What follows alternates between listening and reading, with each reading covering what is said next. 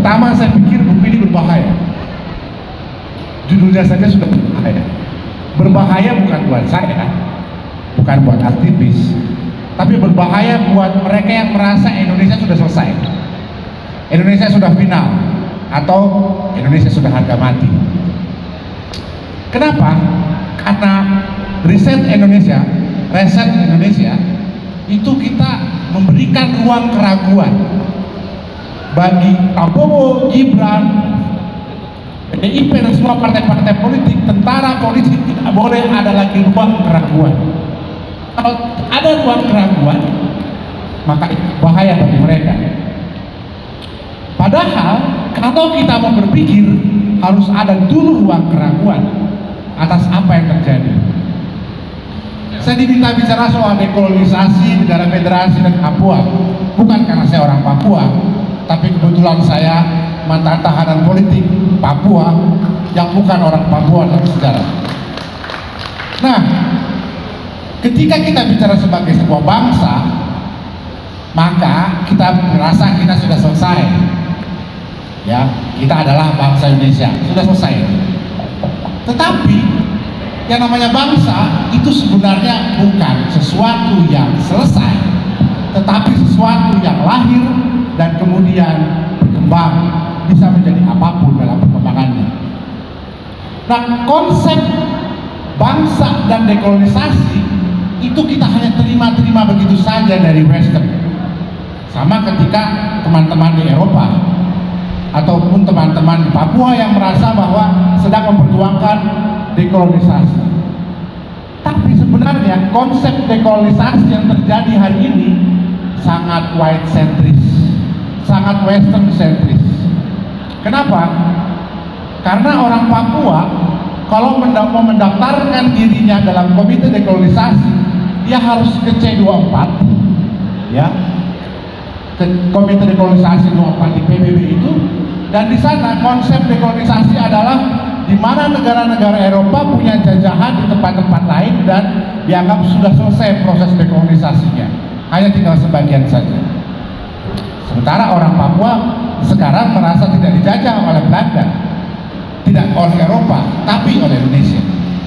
Nah, konsep dekolonisasi yang sekarang ini dianggap konsepnya sudah selesai per definisi adalah konsep yang mainstream, yang ada di Eropa, yang ada di PBB, yang semuanya sangat imperialistis gitu.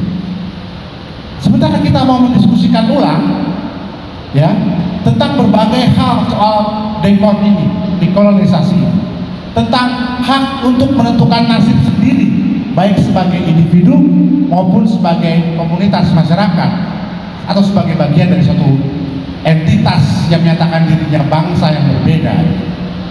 Nah, di dalam pikiran-pikiran yang selesai, finish, final, atau bahasa kita adalah NKRI harga mati, pikiran seperti itu adalah makar, kare alias makar. Anslah ini adalah pemberontak, ini adalah teroris, menunjuk dan ini. Jadi kita tidak diberikan ruang bahwa kita mau mengatur diri kita, mengatur bangsa kita dari kehidupan cara lama yang salah, yang sebenarnya kita mau berbicara bahwa kita ingin hidup yang lebih baik, masa depan yang lebih baik, bukan berarti segala hal yang telah terjadi di masa lampau itu selesai dan apa yang terjadi hari ini adalah final. Nah, ketika kita mau berbicara soal Papua, Aceh, Ambon, atau kala itu Timor Leste, semua itu dianggap memecah belah NKRI harga mati. Padahal hakikatnya bagi setiap individu, bagi setiap manusia, dan bagi sebuah entitas masyarakat, semuanya ingin mendapatkan kebahagiaan, ingin mendapatkan kebebasan untuk menyatakan dirinya, menyatakan dirinya sebagai masyarakat adat, sebagai bangsa, atau sebagai sebuah komun. Nah, ketika kita bicara negara federasi, ya, ini juga berbahaya. Bagus, menarik, harus terus-menerus diajukan, tetapi bagi parcok dan parco, ya, partai coklat dan partai hijau, ini sesuatu yang berbahaya. Mengapa? Karena bagi mereka ini sudah selesai, tidak boleh didiskusikan kembali.